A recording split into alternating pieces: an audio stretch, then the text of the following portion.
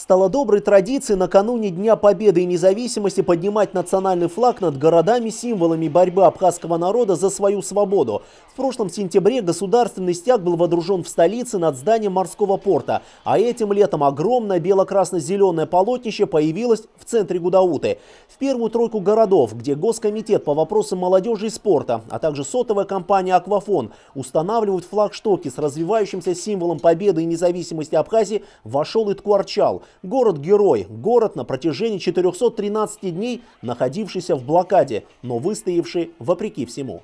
Это очень важный и патриотический шаг к тому, что поднят государственный флаг в центре города Ткуарчал, который выживал, выстоял. И мы гордимся тем, что сегодня в Ткуарчале, вот в день 17-летия, вот такое знаменательное событие происходит. Казалось, что на церемонию поднятия флага собрался весь Ткуарчал. Руководители района, ветераны войны, школьники, рядовые ткуарчальцы. Сотни людей пришли на центральную площадь, чтобы стать свидетелем того, как над городом-героем поднимают национальный абхазский флаг. Это мероприятие заняло центральное место в программе торжеств по случаю 17-летия Победы.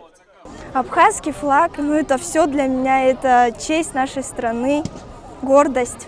По своим параметрам флаг, поднятый над Ткуарчалом, полностью соответствует тем, что ранее были установлены в Сухуми и Гудауте. Мачта флагштока 20 метров, а размер самого полотнища 4 на 8. Столицей и городами-героями проект «Масштабные флаги Абхазии» не завершается. У сотовой компании «Аквафон» есть планы поднять национальный триколор над каждым крупным населенным пунктом республики. На очереди гальское село Чубурхиндж, которое находится на самой границе с Грузией. Есть идея поставить на границе с Грузией.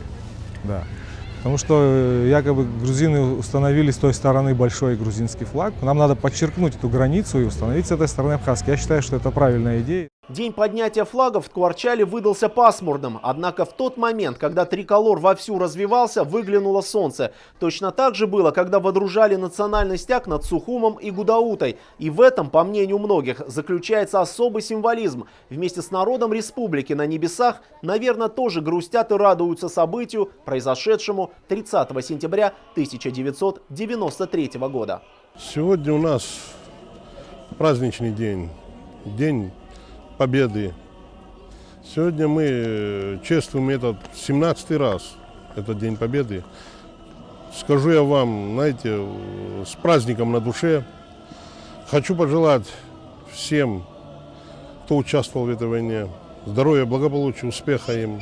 В рамках празднования Дня Победы в Ткуарчале прошла церемония возложения венков к памятнику погибшим воинам. Затем в районном дворце культуры состоялся торжественный концерт. Ливон Галустян, Мизан Ломя, Абаза ТВ.